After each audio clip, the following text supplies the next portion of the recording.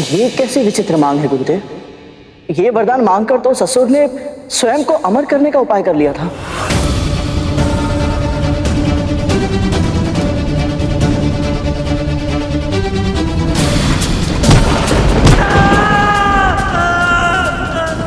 मैंने भूलवश अपने पुत्र का डिंब फोड़ा था। मेरी उस भूल का दंड अरुण आज तक भोग रहा है। माता पिता जब ना चाहते हुए भी अपनी संतानों को कष्ट दे बैठते हैं, उसकी पीड़ा कितनी अधिक होती है ये मैं समझ सकती हूँ।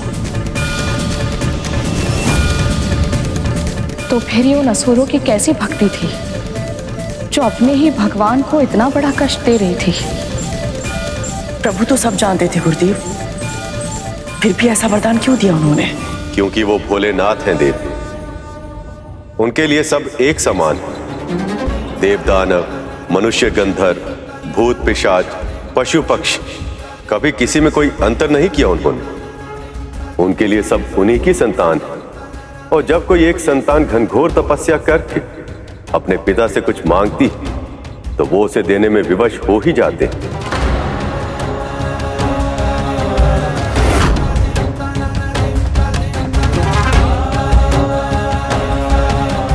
मौन क्यों है महादेव?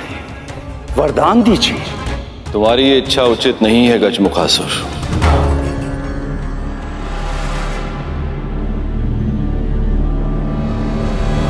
परंतु तुम्हें तुम्हारी तपस्या का फल अवश्य प्राप्त होगा।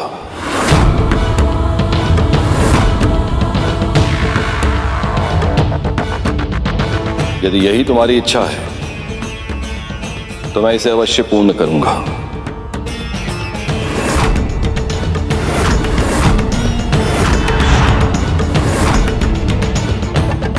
महादेव की जय हो। धन्यवाद महादेव। स्मरण रखना, ऐसा असाधारण वरदान मांगकर तुमने अभूतपूर्व शक्ति प्राप्त कर ली है, जिसकी सहायता से तुम किसी का भी दमन कर सकते हो, किसी पर भी शासन कर सकते हो।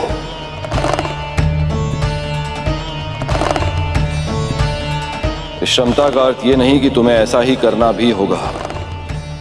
सही अर्थों में शक्तिशाली वो होता है जिसे वरदान से प्राप्त हुई शक्ति के उपयोग की ना तो आवश्यकता हो और ना ही इच्छा। इसलिए मेरा सुझाव यही है गजमुखासुर, इस शक्ति का उपयोग उसी स्थिति में करना जब प्रश्न तुम्हारी आत्मरक्षा का हो और संकट तुम्हारे प्राणों का हो।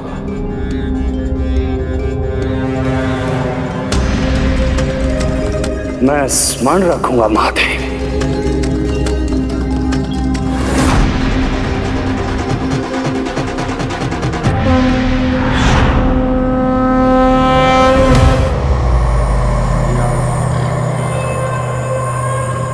एक बार मेरे भाई की तपस्या भी पूर्ण हो जाए, तत्पश्चात उस इंद्र से उसका स्वर्ग छीन लेंगे हम।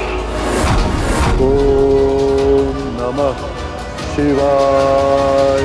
गजमुखासुर और गजासुर ओम नमः शिवाय। शासन करेंगे स्वर्ग पर। ओम नमः शिवाय। ओम नमः शिवाय। ओम नमः शिवाय। महादेव गजमुखासुर को वरदान देने के बाद जब कैलाश लौटे तो उन्हें पता चला मां पार्वती तपस्या करने के लिए कैलाश से दूर चली गई ताकि उनकी तपस्या में कोई बाधा ना आए। ये सुनकर उनके मन का उत्साह फीका पड़ गया। वो जानते थे पुत्र कामना के लिए किए जाने वाले व्रत को पूरा करने में समय लगेगा और देवी पार्वती के बिना महादेव को कैलाश सूना लगने लगा।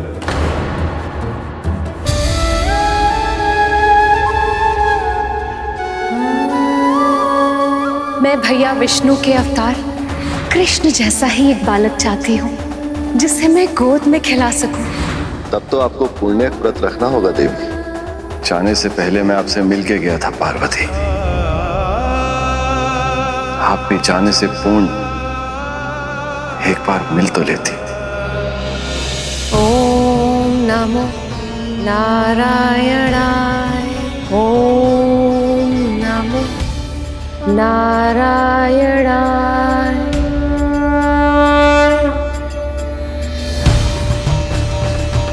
ओम नमो नारायणाय।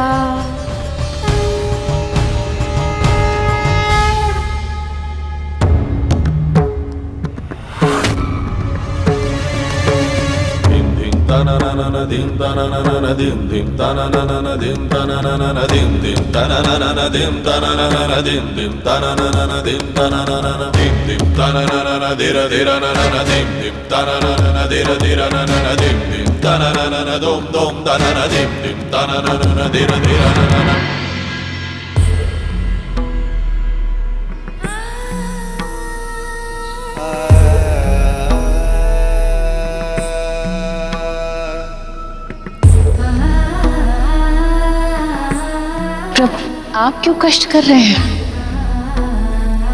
एक नए जीवन को जन्म देने के प्रयास में किए गए श्रम का प्रमाण देते इन हाथों को धोकर उस जल से प्रेम की गंगा बहाने में कैसा कष्ट प्रिय।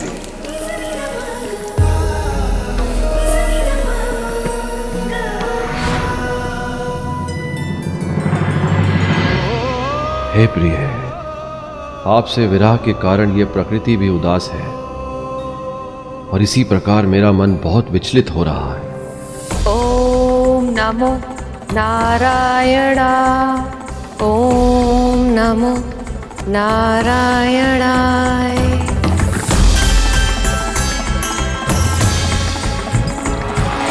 प्रभु,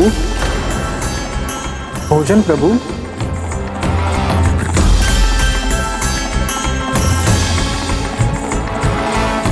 भूख नहीं है नंदे।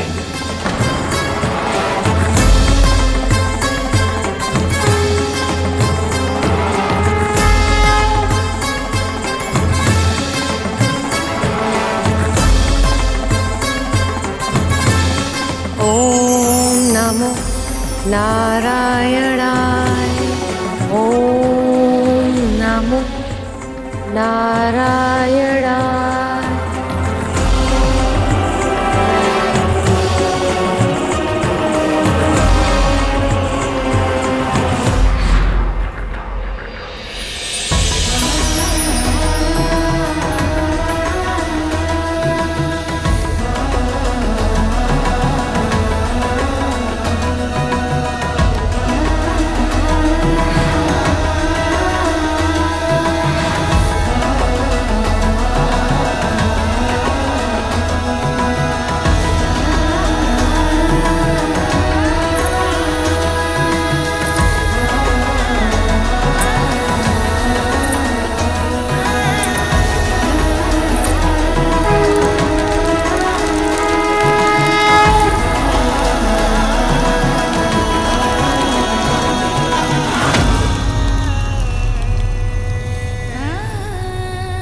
प्रिय, प्रिय, प्रिय, प्रिय।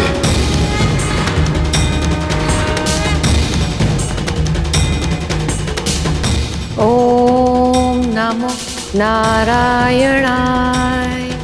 ओम नमो नारायणाय। ओम नमो नारायणाय। ओम नमो नारायणाय।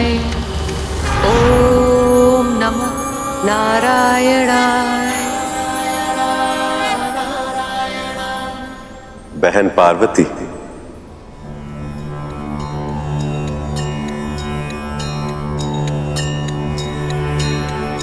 प्रणाम भैया। अपने व्रत को जिस निष्ठा और भक्ति से आपने पूर्ण किया, मैं उससे बहुत प्रसन्न हूं बहन। कहिए, आपको क्या वरदान चाहिए? मेरे मन की इच्छा तो आप अच्छी तरह से जानते हैं भैया। मैंने जब से आपके कृष्ण अवतार के बाल रूप के दर्शन किए हैं, तब से हर क्षण मैं वैसे ही दुख हरने वाले, सुख की वर्षा करने वाले नटखट पुत्र की कामना करती रहती हूँ।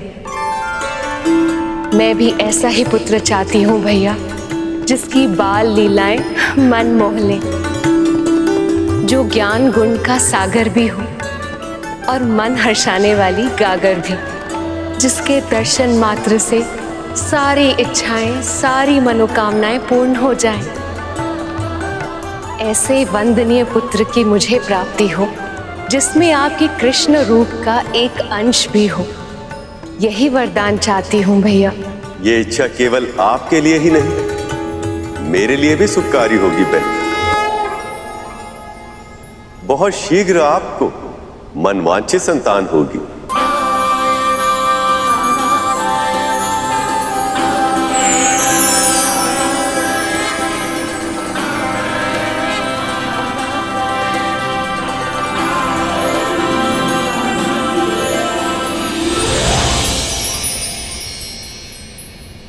मेरा व्रत पूर्ण हुआ महादेव। अब हमें ऐसा पुत्र प्राप्त होगा जो हमारे जीवन को अंतहीन प्रसन्नता से भर देगा। मुझे आभास है प्रभु, मेरे बिना आपने इतने समय तक विरह के क्षण कैसे काटे होंगे, पर अब मैं आपके पास आ रही हूँ प्रभु। बहुत शीघ्र आपके दर्शन करूंगी मैं। पार्वती वापस आ रही। नंदी, सुना तुमने? आज बहुत समय बाद मैं इतना प्रसन्न हुआ हूं। देवी पार्वती कैलाश वापस आ रही। और यही नहीं, एक और शुभ समाचार भी है। देवी पार्वती का व्रत सफल हुआ। अब शीघ्र ही सखा विष्णु के काना अवतार जैसा एक बहुत ही नटखट, बहुत ही मनोहर शिशु कैलाश पर्वत पे भी खिलेगा। प्रभु, आपको बहुत बहुत बधाई। मुझे इन सभी शिवगणों को, समस्त कैलाश को, समस्त विश्व को बहुत बहुत बधाई। मुझे स्मरण है प्रभु, जब मैंने श्री कृष्ण के बाल रूप के दर्शन किए थे, वो कितने मनमोहक लग रहे थे। मेरा तो मन था कि उन्हें अपनी पीठ पर बिठाकर पूरा दिन यहाँ से वहां घुमाता रहूं। और अब मैं बिल्कुल ऐसा ही करूंगा प्रभु। मैं उस नन्हे बालक के साथ बहुत खेलूंगा, उसके लिए गाना भी गाऊंगा, बिल्कुल ऐसे ही आनंद मग्न होके उसके साथ नृत्य भी करूंगा।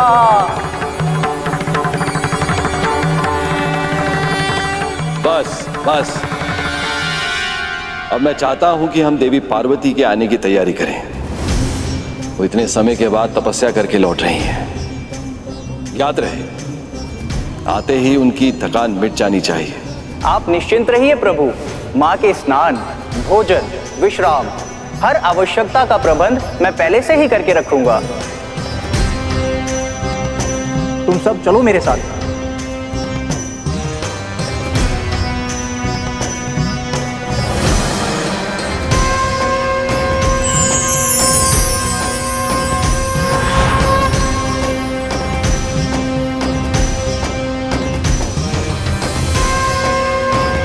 शीघ्र आइए पार्वती। प्रतीक्षा का एक एक क्षण और भी अधिक भारी लगने लगा है। ओम नमः शिवाय। ओम नमः शिवाय। ओम नमः शिवाय। ओम नमः शिवाय। मुझे गजासुर के तप को पूर्ण करने जाना ही होगा। शिवाय। ओम नमः शिवाय। ओम नमः शिवाय। ओम नमः शिवाय। ओम नमः शिवाय। ओम नमः शिवाय। क्या कारण है संसार में इस विनाश का? शिवाय। ओम नमः। ये गजासुर का तप और तीव्र होता जा रहा है, सृष्टि में विकट परिस्थितियां उत्पन्न कर रहा है।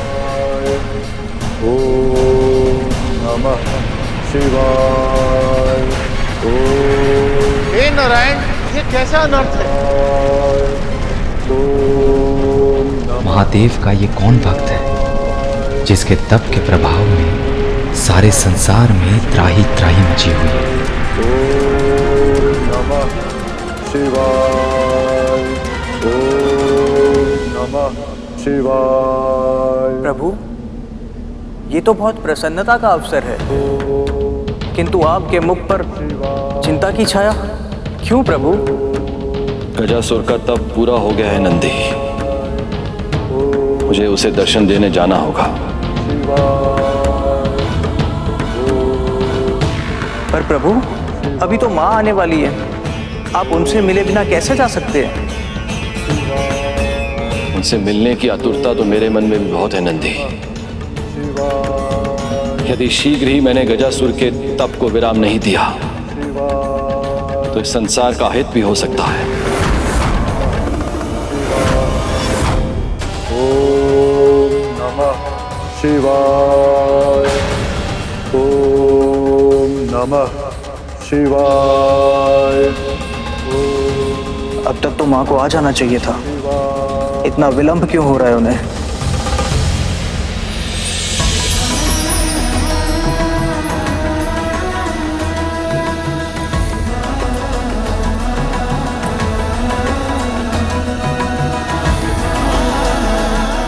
महादेव को ये फूल बहुत पसंद है, उनके लिए ले जाती हूँ। उन्हें देखकर वो प्रसन्न हो जाएंगे। ओम नमः शिवाय।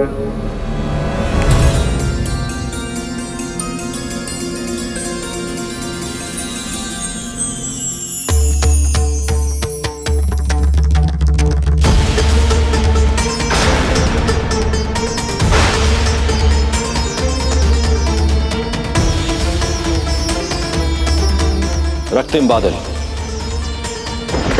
इसका अर्थ है मुझे शीघ्रता करनी होगी, अन्यथा पूरी सृष्टि विपदा में भी गिर सकती है। ओम नमः शिवाय। ओम नमः शिवाय। ओम नमः शिवाय। ओम नमः। गजासुर का ताप तो संसार को विनाश के मुख की ओर लेकर जा रहा है। महादेव को इस संकट का निवारण शीघ्र ही करना होगा। ओम नमः शिवाय। गजासुर का तप निरंतर और तीव्र होता जा रहा है। शिवाय। ओम नमः शिवाय। ओम नमः शिवाय। ओम नमः शिवाय। इस सृष्टि के हर प्राणी की तरह वो भी मेरी ही संतान है। मैं इस तप के भीषण ताप से उसे और झुलसने नहीं दे सकता, अर्थात मुझे जाना ही होगा।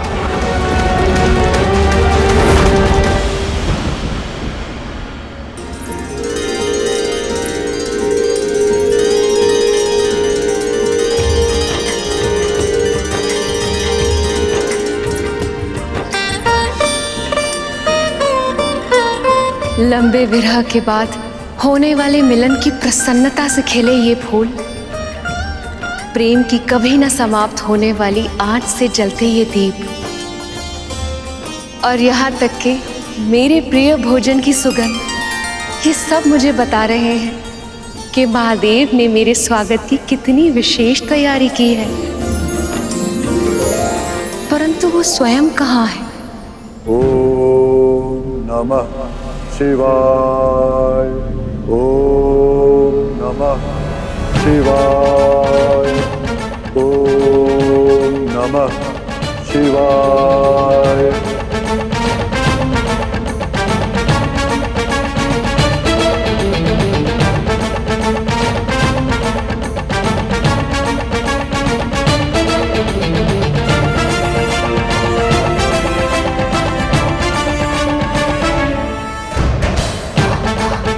शिव पार्वती एक दूसरे को मिल नहीं पाए क्योंकि उन्हें ज्ञात नहीं था कि ये विरह बहुत ही लंबा होने वाला है।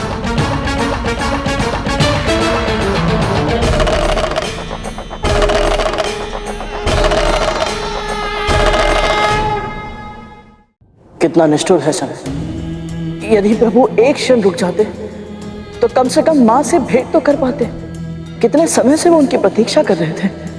और माँ भी कितनी उत्साहित थी प्रभु से मिलने के लिए, पुत्र प्राप्ति की सूचना देने के लिए, अपनी प्रसन्नता प्रभु के साथ बांटने के लिए। परंतु कैलाश में महादेव को ना पाकर माँ को कितनी पीड़ा हुई होगी। प्रणाम स्वीकार कीजिए स्वामी।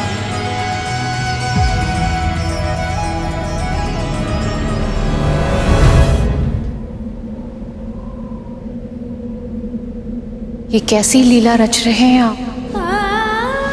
कैलाश का कण कण मुझे बता रहा कि आप मेरी प्रतीक्षा में व्याकुल थे, परंतु अब जब मैं यहाँ आ गई तो आप मुझे अपने दर्शन नहीं दे। ऐसा क्यों प्रभु? कहाँ हैं आप? यहाँ देवी पार्वती प्रभु महादेव से मिलने की प्रतीक्षा कर रही थी और उधर गजासुर ने अपने भाई के साथ महादेव से वरदान लेने का प्रण किया था। चाहे कुछ भी क्यों ना हो जाए, महादेव को वहां से जाने मत देना। महादेव तो भोले, वो हमारी बात मान लेंगे, किंतु विष्णु वो बहुत चालाक है। यदि उसे पता चला तो वो हमारी योजना को भी असफल कर सकता है। उसने पहले भी हमारे साथ छल किया था। हो सकता है कि महादेव एक बार लौट जाए तो उन्हें पुनः पकड़ने का अवसर मिलना असंभव हो जाए। इसीलिए किसी भी मूल्य पर उन्हें अपने उदर में बसने के लिए विवश करना होगा गजासुर। और यदि तुमने ऐसा किया तो तुम अमर हो जाओगे और हम दोनों भाई संसार के सबसे शक्तिशाली असुर बन जाएंगे और तीनों लोकों का शासन हमारी मुट्ठी में होगा। नंदी, महादेव कहाँ है? कैसे बताएं माता को कि प्रभु भक्त को दर्शन देने गए हैं। नमः शिवाय। ओम नमः शिवाय। ओम नमः शिवाय। ओम नमः शिवाय। ये रक्तम आकाश, ये तीव्र वेग से चलती आग, ये तो अशुभ के संकेत। ओम नमः शिवाय। ओम नमः शिवाय।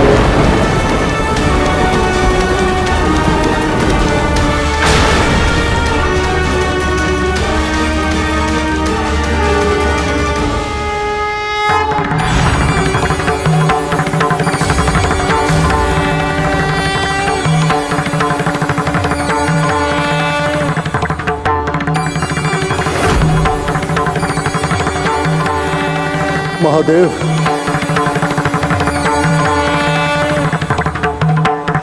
प्रणाम महादेव। तुम्हारी तपस्या पूर्ण हुई गजासुर।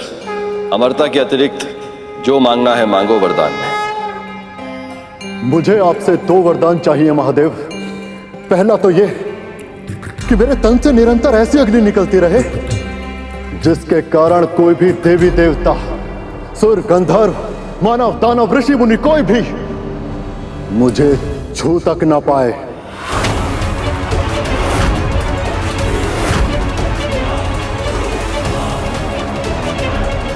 तथास्तु।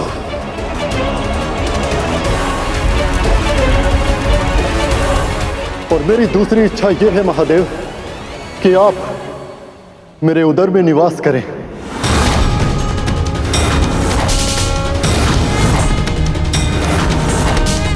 अब से यही आपका निवास स्थान होगा प्रभु, सदैव सदैव के लिए।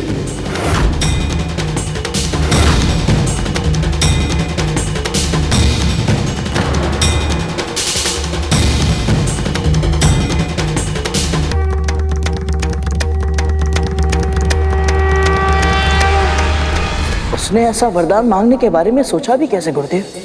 ये संपूर्ण सृष्टि महादेव के उदर में बसती है, इसीलिए तो माँ पार्वती ने हलाहल को प्रभु के कंठ के नीचे जाने से पहले ही रोक दिया था। यदि प्रभु ही किसी के उदर में चले गए तो इस सृष्टि का तो सर्वनाश हो जाएगा। महादेव ने भी गजासुर को यही समझाने का प्रयास किया, परंतु विनाश के समय बुद्धि साथ छोड़ देती है गरुड़। तो क्या वो असुर महादेव के मना करने के बाद भी नहीं माना? फिर क्या हुआ गुरुदेव?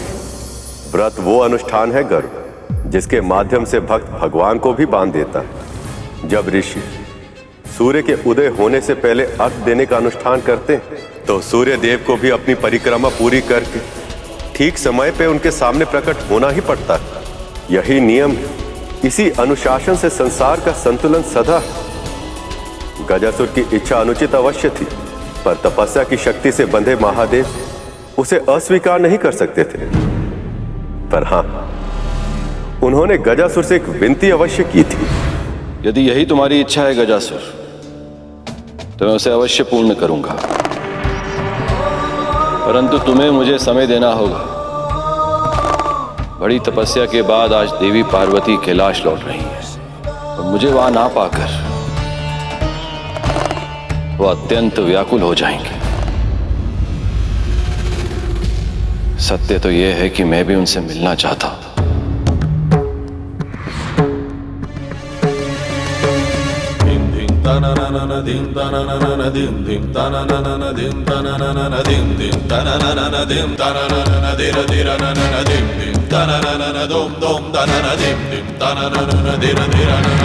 भले ही मेरा मिलन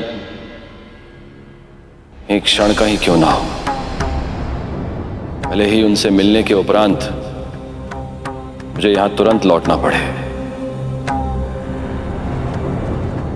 पार्वती शक्ति है मेरी। प्रभु से वियोग के कारण विचित्र सी बेचैनी का आभास हो रहा है मुझे उनसे भेंट करनी ही होगी। क्षमा कीजिएगा महादेव, परंतु यदि आपको यहां से जाने दिया तो बहुत बड़ा संकट उत्पन्न हो सकता है मेरे लिए, और मुझे अपने प्राण अत्यधिक प्रिय हैं। आपने मुझे वर दिया है महादेव, और आपको अपने वचन का पालन तो करना ही होगा। इसी क्षण से आपको मेरे उदर में निवास करना ही होगा प्रभु। गजासुर की मांग सुनकर समस्त संसार में त्राही त्राही मच गई। सब यही सोच रहे थे कि यदि महादेव ने गजासुर की मांग पूरी कर दी तो पार्वती से शिव का मिलन कैसे हो पाएगा। जब मैं आपको पति के रूप में पाना चाहती थी, तब मैंने आपके लिए 1 सहस्त्र वर्षों तक तपस्या की थी प्रभु। क्या मुझे पुत्र प्राप्ति के लिए इतनी लंबी प्रतीक्षा करनी होगी महादेव? मुझे क्षमा करना पार्वती, मुझे क्षमा करना पार्वती, मुझे क्षमा करना पार्वती, मुझे क्षमा करना पार्वती। कुछ बहुत ही अनुचित होने वाला है, बहुत ही भयंकर, बहुत ही विनाशकारी।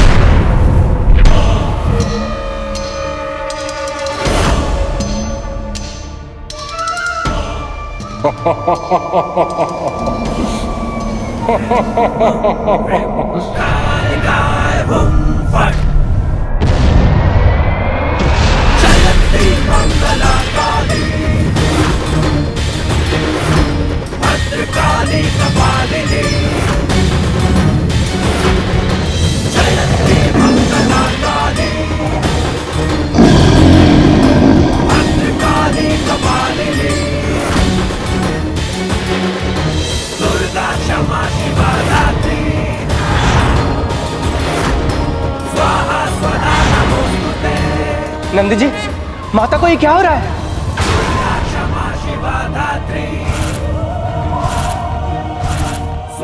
माँ के भीतर जो प्रेम की ऊष्मा थी वो अब क्रोध की ज्वाला बन रही है। माँ अपना रौद्र अवतार दुर्गा अवतार ले रही है।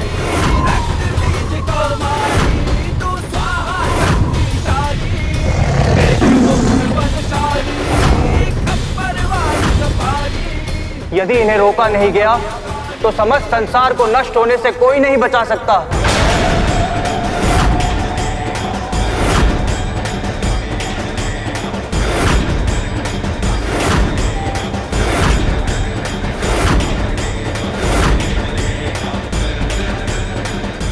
ब्रह्मा विष्णु प्रकट हो। जब स्वयं शक्ति ही क्रोध करे तो इस जगत की रक्षा कौन करे? सखी पार्वती के क्रोध को शांत करने की क्षमता केवल महादेव में है, ब्रह्मदेव। और अब वही गजासुर के उदर में है। ऐसे में कौन शांत करा सकता है इन्हें? मैं नहीं जानता मैं इन्हें शांत कैसे करूंगा। हम सब साक्षी हैं। जब महादेव को देवी पार्वती का विरह सहना पड़ा था तो सभी प्राणी त्राही त्राही कर उठे थे। ऐसा तांडव हुआ था कि यह संसार विनाश के द्वार पर आ खड़ा था। देवी पार्वती भी महादेव की अर्धांगिनी है, उनकी शक्ति है। इसलिए जब इन्हें क्रोध आएगा तो वो क्या करेंगे ये मैं भी नहीं जानता।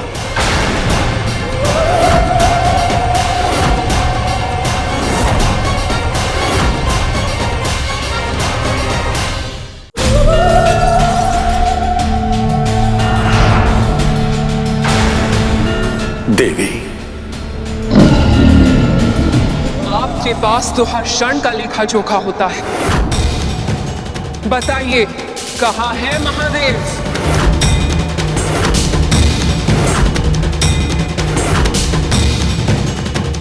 गजासुर ने भोलेनाथ से वरदान मांगकर उन्हें विवश कर दिया है देवी,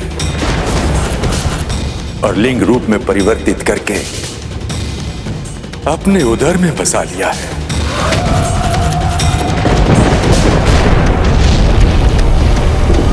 गजासुर! गजासुर! गजासुर!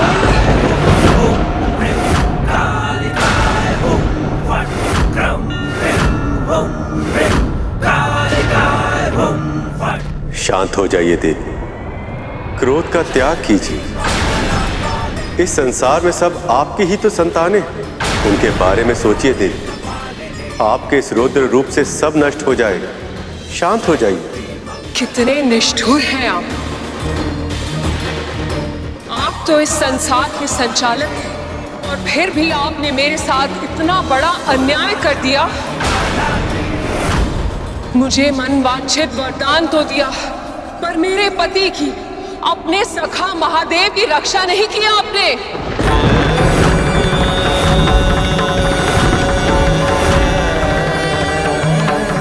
आप अच्छी तरह जानती हैं देवी, भक्त और भगवान के बीच में कोई नहीं आ सकता, मैं भी नहीं।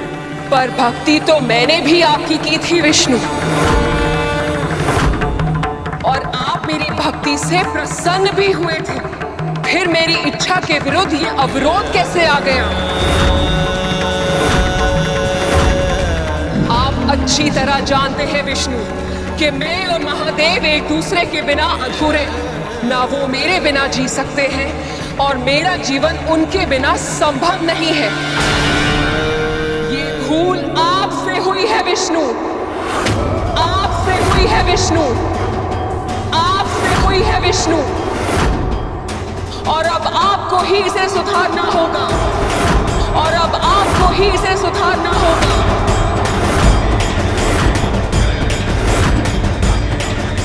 महादेव को वापस लेकर आना होगा आपको।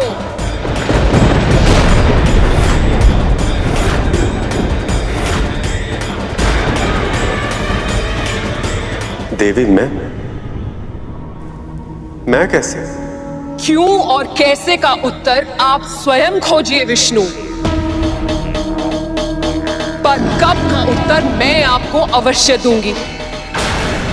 मंगल स्नान के बाद मेरी पूजा समाप्त होने से पहले तक यदि महादेव मेरे पास वापस नहीं आए तो मैं आपकी प्रतीक्षा नहीं करूंगी। स्वयं उस गजासुर का वध करके अपने पति को मुक्त कराऊंगी मैं।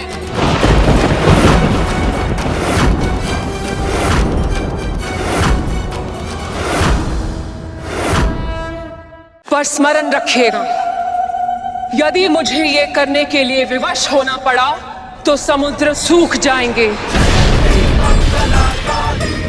पर्वत भस्म का ढेर बन जाएंगे, धरती अग्नि उगलेगी और बादल रक्त की वर्षा करेंगे।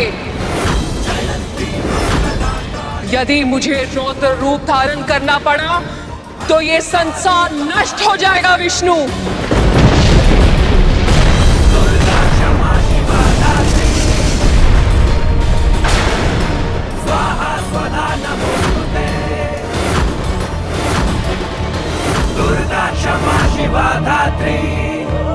और ये आप भी जानते हैं कि मेरे उस अवतार के क्रोध पर महादेव के अतिरिक्त और कोई नियंत्रण नहीं पा सकता, स्वयं मैं भी नहीं।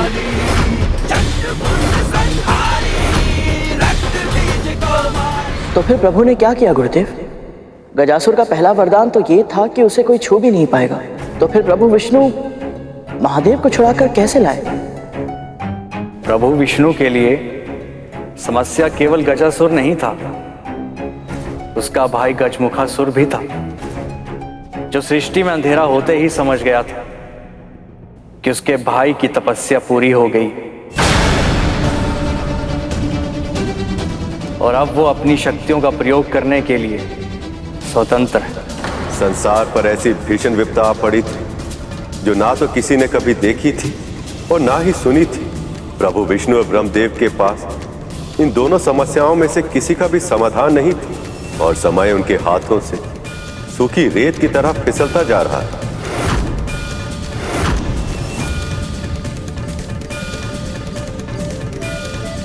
आप चिंता मत कीजिए देवी, प्रभु विष्णु ऐसा ही करेंगे।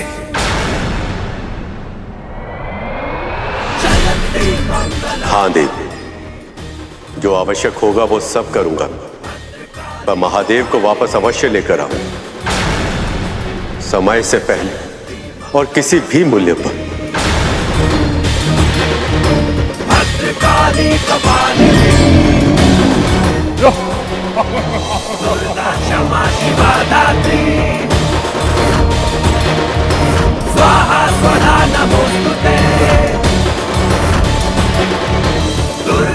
देवी पार्वती को मैंने वचन तो दे दी, किंतु गजासुर को मिले वरदान के कारण उसे हराना असंभव।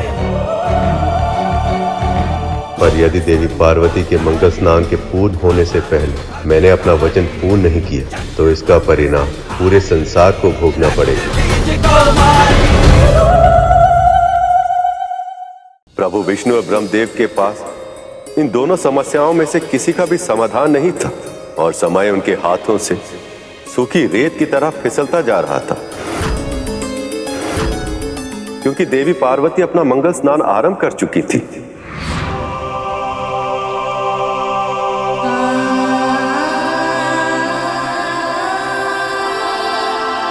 भक्त की पुकार सुनते ही दौड़े चले गए महादेव। मैं मानती हूँ कि तपस्या का मान करना महत्वपूर्ण होता है, परंतु एक पत्नी की प्रेम का सम्मान करना भी तो आवश्यक है। उन्हें आभास था कि मैं आने वाली हूं, फिर भी एक क्षण नहीं रुक पाए वो, और ना ही किसी ने उन्हें रोका। इस पूरे कैलाश पर ऐसा कोई नहीं है जिसे मेरी भावनाओं की चिंता हो, जिसके लिए मेरी इच्छाओं का मान रखना महत्वपूर्ण हो।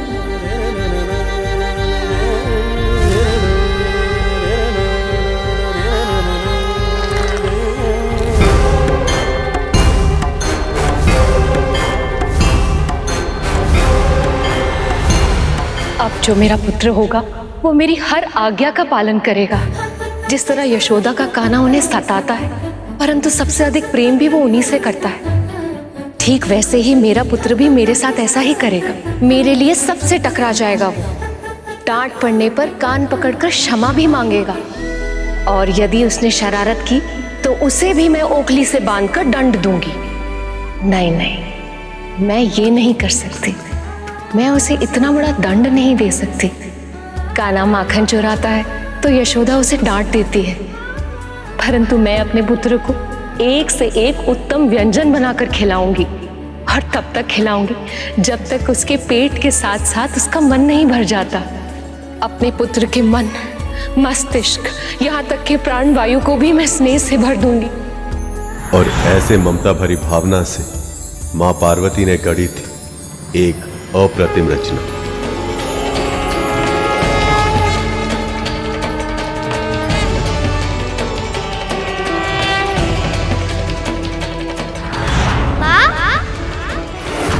अभी जो मैंने अनुभव किया, क्या था वो? माँ? माँ?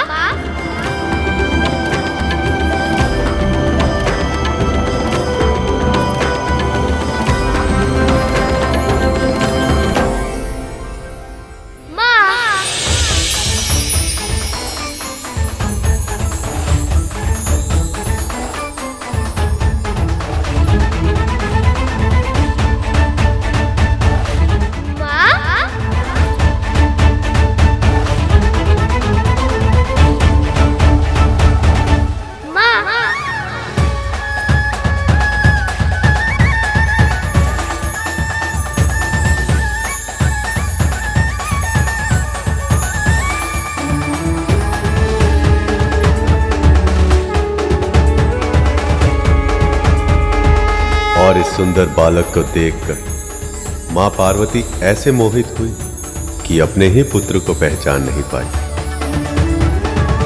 बालक?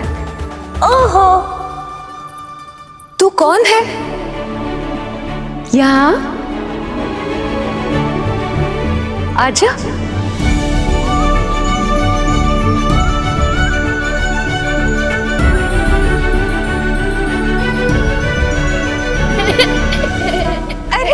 बालक रुक तो। अरे बता तो कौन है तू? अपने नन्हे नन्हे पगों से यूं ठुमक ठुमक के मेरे हृदय में ही प्रवेश कर लिया तूने तो। रुक रुक जा मेरा पुत्र। हाँ माँ, मैं आपका ही पुत्र हूँ, आपकी हृदय से जन्मा हूँ, केवल आपके लिए इस संसार में आया हूँ। अब से आपकी सेवा ही मेरा सुख, और आपका सुख ही है मेरा उद्देश्य। एक माँ के लिए सबसे बड़ा सुख होता है अपनी संतान से प्रेम और अनुराग पाना। माँ पार्वती को भी यही प्रसन्नता थी कि अब कोई कैलाश में उनके दुख और सुख का ध्यान रखने वाला आ गया है।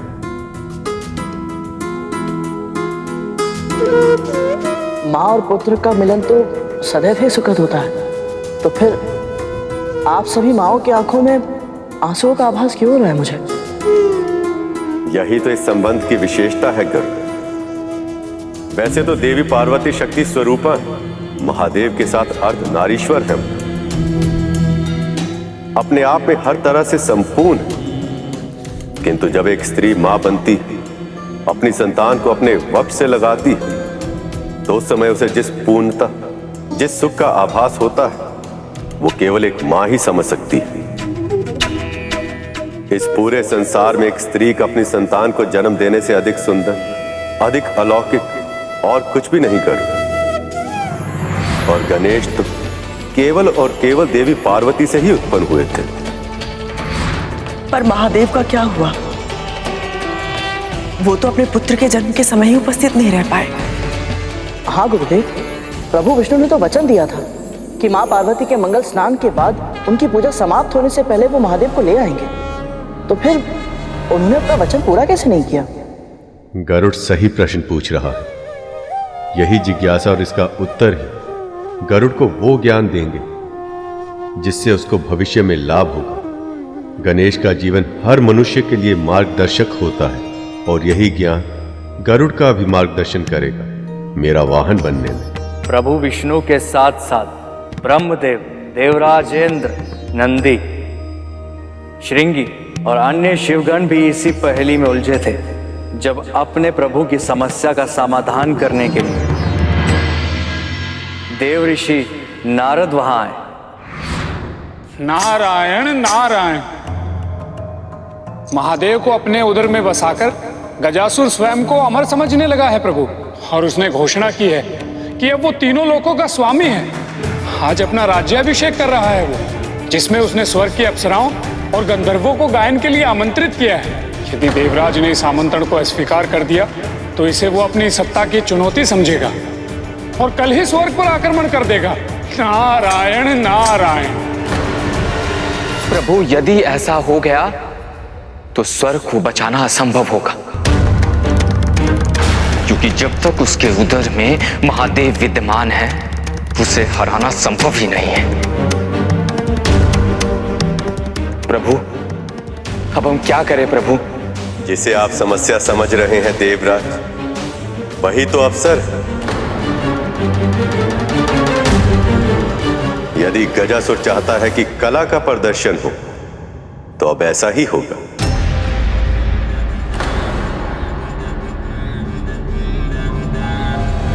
हम छद्म वेश में वहां जाएंगे और अपनी कला का ऐसा प्रदर्शन करेंगे कि गजासुर हमें हमारी इच्छा के अनुसार पुरस्कार देने के लिए विवश हो जाएगा।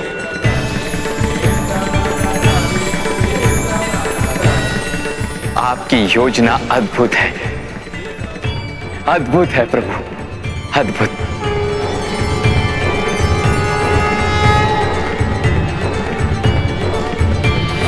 एक और प्रभु विष्णु, इंद्र, नंदी, श्रृंगी और अन्य सभी शिवगण महादेव को मुक्त करने के अभियान पर निकले। वहीं दूसरी ओर वैकुंठ में देवी लक्ष्मी और देव ऋषि नारद को मां पार्वती की हंसी का स्वर सुनाई दिया। जब उन्होंने कैलाश की ओर देखा तो चकित रह गए। पुत्र रुक जा। माँ, मैं जो समझ रहा हूं क्या वो सत्य है? पूरी तरह सत्य है देवर्षि। इस बालक ने सखी पार्वती के हृदय से जन्म लिया है।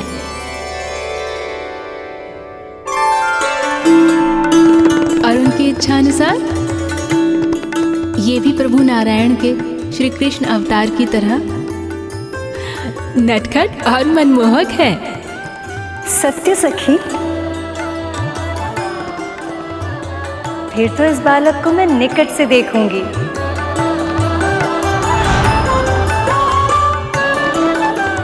इससे भेंट की इच्छा तो मेरे मन में भी है। नारायण नारायण। माओ को अपने आकर्षण में बांध लेना और स्वयं ममता की डोरी में बन जाना, ये तो कोई आपसे सीखे प्रभु। बस कर पुत्र, बस रुक जा, आगे आ। बहुत थक गया होगा ना? चल तेरा हाथ मुंह धुला के तुझे भोजन करा देती हूँ। बहुत भूख लगी होगी ना? पुत्र को भूख लगी है, क्यों उससे पहले माँ को कैसे पता चल जाता है?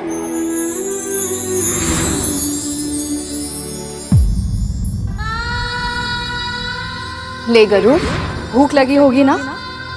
भर पेट भोजन करना। बढ़ते तन को पोषण की आवश्यकता होती है। मेरी माँ को भी ऐसा ही आभास होता है। हर माँ का हृदय चाहे वो माँ पार्वती हो या मेरी माँ विंता, सबका हृदय एक समान होता है। पुत्र, सभी माताएं गणेश के पास पहुंची।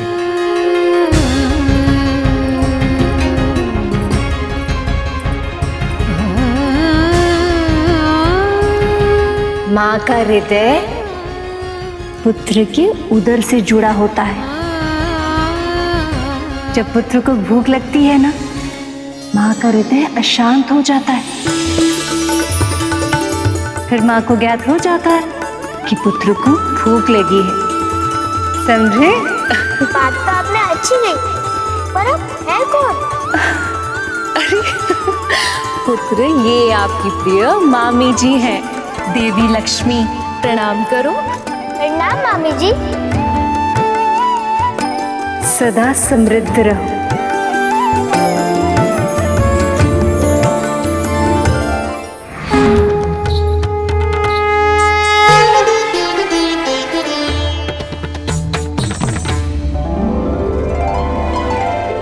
और पूरा ब्रह्मांड गणेश को अपने पुत्र की भांति प्रेम दे रहा था, आने वाले विपदा से बिल्कुल अनजान।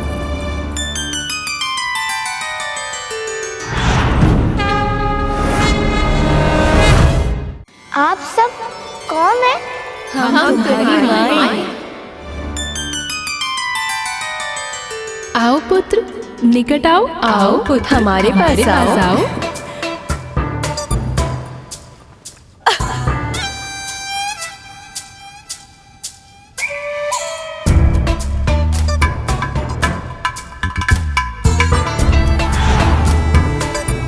तो कैलाश में ऐसा कोई आ ही गया।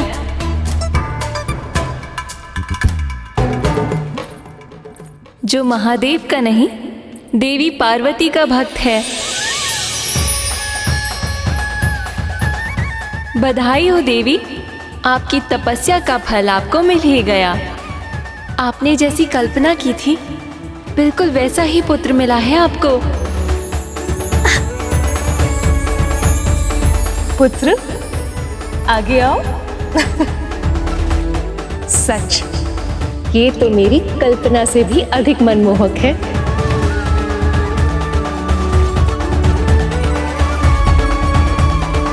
उस बालक ने न केवल देवी पार्वती बल्कि सभी माओं का मन मोह लिया।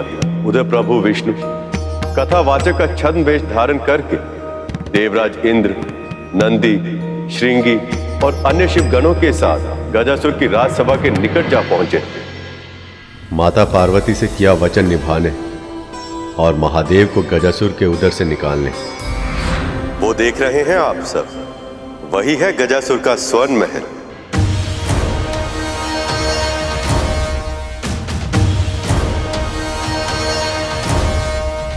प्रभु, इसकी छटा तो बहुत ही निराली है। हाँ प्रभु, ऐसे स्थान पर हमें प्रवेश कैसे मिलेगा?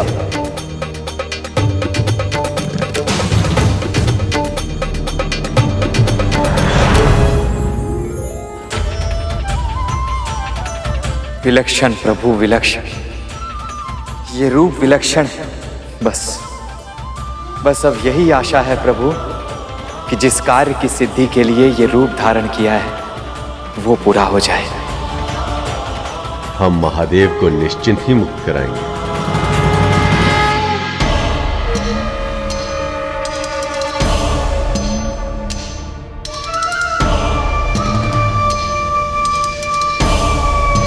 गजमुखासुर प्रश्न पूछे तो मौन रहना बुद्धिमानी नहीं होती।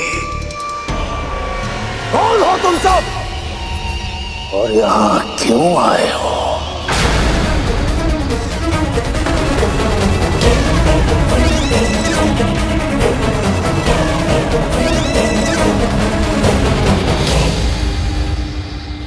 हम महादेव को मुक्त कराने आए, किंतु ये बात तुझ मूर्ख को समझ नहीं आएगी गजासुर। हम सब कथावाचक हैं महाराज। भोले भंडारी महादेव के गुणगान करके अपना जीवन यापन करते हैं। जब हमने सुना कि यहाँ महादेव के सबसे बड़े भक्त का अभिषेक हो रहा है तो हमें लगा कि यहाँ महादेव की जीवन की कथा, शिव कथा कहने से अधिक सौभाग्य और क्या हो सकता है? जो दिख रहा है वो है नहीं, और जो दिख नहीं रहा वो छुपा हुआ है। तुम सब आए तो एक साथ हो, किंतु तुम एक नहीं हो, अलग अलग हो।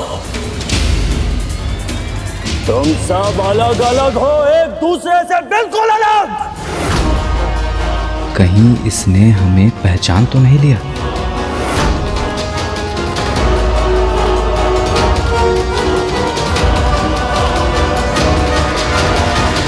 आप सही कह रहे हैं महाराज, हम सब अलग अलग ही हैं।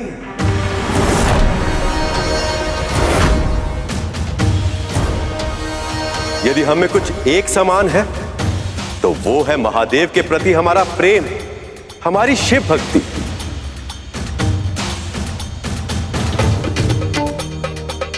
अब आप ही बताइए, इससे अधिक महत्वपूर्ण और क्या हो सकता है? तुम सब सत्य कहा तुमने, परंतु अब कहते ही रहोगे या कुछ सुनाओगे भी? शिव कथा सुनने के लिए अत्यधिक आतुर हूं मैं। राक्षस होकर भी इसकी भक्ति भावना कितनी शुद्ध है।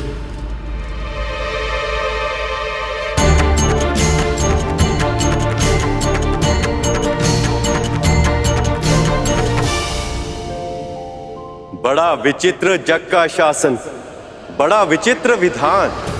समाप्त हो जब एक कथा, आरंभ हो दूसरा गान। पर जग की माया में डूबा जो, वो ये देख न पाए। संदेश यही इस कथा का, जो अब ये वाचक सुनाए। पिता दक्ष ने अपमान किया सती पति का, महायज्ञ में नहीं बुलाया, रखा ना आसन पशुपति का। सती स्वामी का देख निरादर, यज्ञ अग्नि में भस्म हुई। पत्नी रक्षा हित दौड़े शिव पर, पल भर की बस देर हुई। होना था जो विनाश हो चुका, प्राण प्रिया थी जा चुकी। खुला रुद्र का नेत्र तीसरा, क्रोधा अग्नि दहक उठी। शिव जो कल्याणकारी है संतुलन के साधक। मृत प्रिया को हाथों में लेकर अब थे विनाश को आतुर। जिस सृष्टि में प्रिया नहीं, वो सृष्टि कैसी कैसा जीवन। अब मृत्यु ही बस सत्य बने, अब हो बस तांडव नर्तन। भगवान विष्णु देवी पार्वती को दिया वचन पूरा करने गजासुर तक पहुंच गए थे, परंतु आगे जो होने वाला था उसका आभास उन्हें नहीं था।